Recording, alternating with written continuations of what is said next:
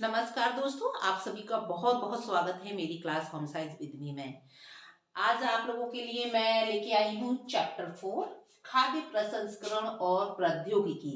ये आपका 4 चैप्टर है और यह बहुत ही इम्पोर्टेंट चैप्टर है, क्योंकि इस चैप्टर से कई क्वेश्चन आपके बनते हैं जो कि बहुत ज़्यादा आपके लिए हेल्पफुल होंगे, क्योंकि आपका एक एक नंबर एग्जाम में बहुत ज़्यादा कीमती होता है।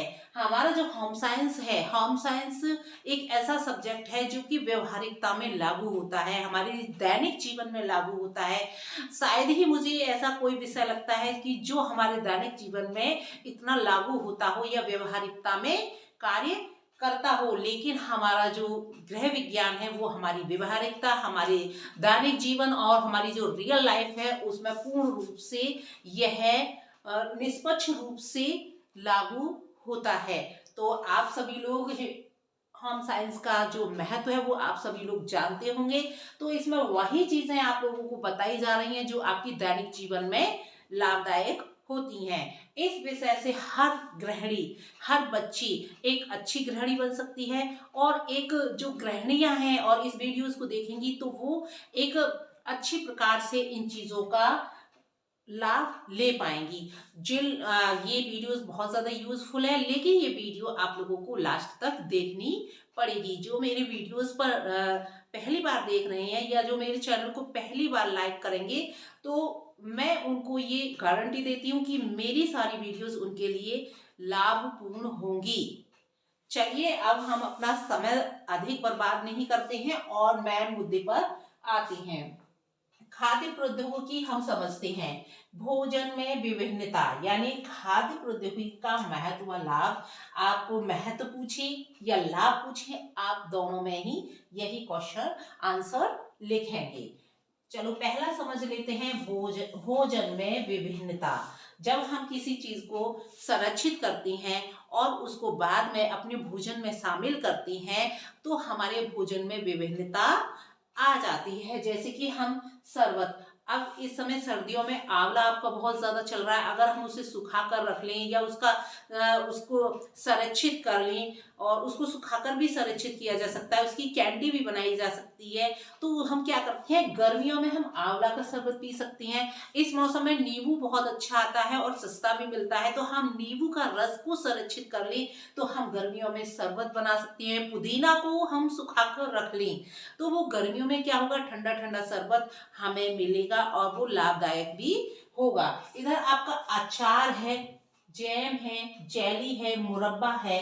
जब हम इन भोज्य पदार्थों को, खाद्य पदार्थों को अपने भोजन में शामिल करते हैं तो हमारे भोजन में विभिन्नता आ जाती है और हमें अच्छी प्रकार से सारे पोषण प्राप्त हो जाते हैं जो हमारी दैनिक जीवन की आवश्यकताएं होती हैं, जो हमारे शरीर के लिए दैनिक रूप से जो पोषक तत्व की आवश्यकता होती है।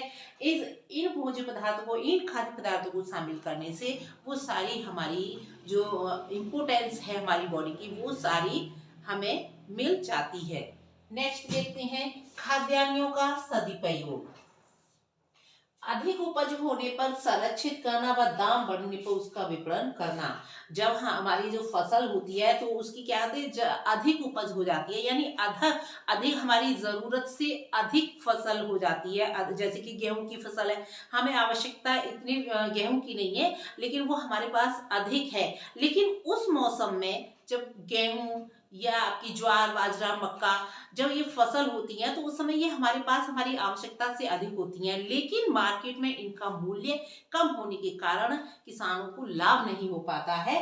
तो वो क्या करते हैं, इसको अगर हम संरक्षित कर लें, इन भोज्य पदार्थों को, इन खाद्यान्नों को संरक्षित कर लें और दाम बढ़ने पर उनको बेच दें, यानी विपणन, उनको बेच दें तो अधिक लाभ प्राप्त होता है।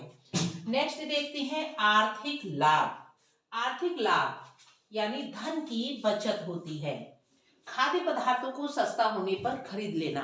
जैसे कि जिस समय फसल अधिक होती है और मौसम के अनुसार फसलें अधिक हो जाती हैं, जैसे कि गेहूं जब आता है, गेहूं की फसल जब होती है और गेहूं अधिक मात्रा में होता है, उस समय आप बाजार से, मार्केट से उसको खरीद लें अब चावलों को जब बहुत अधिक मात्रा में धान आता है उस समय आप धान को खरीद लें और उनको संग्रहित कर लें। मक्का, बाजरा, ज्वार, दालें आपकी ये संरक्षित की जा सकती हैं जब ये जिस मौसम में, जिस फसल में अधिक उपज होती है और उस समय मार्केट में दाम इनका बहुत कम होता है। तो अगर आप इन पदार्थों को खरीद के उनको घर पे संरक्षित कर लें तो आपको क्या होगा, धन की बचत होगी। यानी आपने सस्ते में खरीद लिया लेकिन आपको फिर बाद में आपको महंगा होने पे इसे खरीदना नहीं पड़ रहा है, तो आपको धन की भी बचत होती है।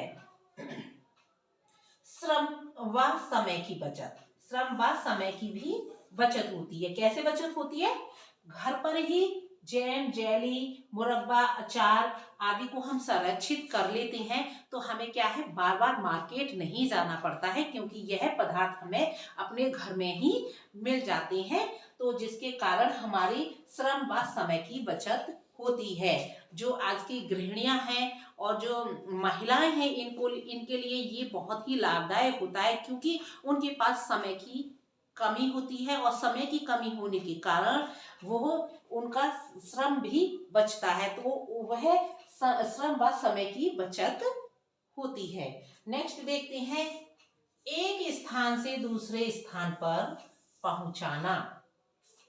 जब अधिक पैदावार हो जाती है, जैसे आलू अधिक पैदा हो गया, टमाटर अधिक पैदा हो गया, बैगन अधिक पैदा हो गया, कोई भी फसल है या कोई भी खाद्यान्न पदार्थ है, जब हमारी आवश्यकता से अधिक हो जाता है तो हम उसका क्या करते हैं, निर्यात कर देते हैं। और निर्यात करने पर हमको क्या मिलता है, हमको अधिक फायदा मिलता है क्योंकि एक तो हमारा खाद्य पदार्थ खराब नहीं हुआ, दूसरा हमने उसको निर्यात कर दिया तो वहां से हमें पैसा भी मिल रहा है। यानी अधिक पैदा होने पर जहाँ कम पैदा होती है या जहाँ पर इन पदार्थों की पैदावार ही नहीं होती है उन स्थानों पर भेज देते हैं जिससे कि एक स्थान से दूसरे स्थान पर भोज्य पदार्थ को भेजना संरक्षित करके आसान हो जाता है।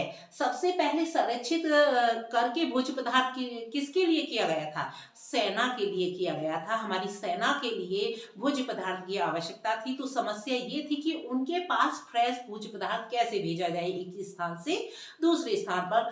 तो संरक्षित करके भेजना आसान हुआ और उससे क्या फायदा हुआ कि संरक्षित करने से हमें आयात निर्यात में भी फायदा होता है, यानी हम निर्यात भी कर सकते हैं। नेक्स्ट देखते हैं, खाद्य पदार्थों का आसान संग्रहण। जो हमारे खाद्य पदार्थ होते हैं उनको हम संग्रहण करना बहुत आसान होता है क्योंकि सूखने के बाद वह चीज हल्की हो जाती है, आकार कम हो जाता है। हल्की होने के कारण, आकार कम होने के कारण उनको कम स्थान में संरक्षित किया जा सकता है। जैसे कि आपका पुदीना है, मेथी है, धान है और अन्य भोज्य पदार्थ आपके हल्के होने के कारण उनको संरक्षित करना आसान हो जाता है। तो आप सब लोगों को ये वीडियोस बहुत अच्छी लगी होगी और मुझे उम्मीद है कि आपके एग्जाम में ये बहुत ज़्यादा यूजफुल होगी। तो आप लोगों के लिए बहुत बहुत मेरा धन्यवाद और मैं चाहती हूँ, ईश्वर से प्रार्थना करती हूँ कि आप लोगों के लिए एग्जाम में ये वीडियो बहुत ज़्यादा यूजफुल रहे। Thank you.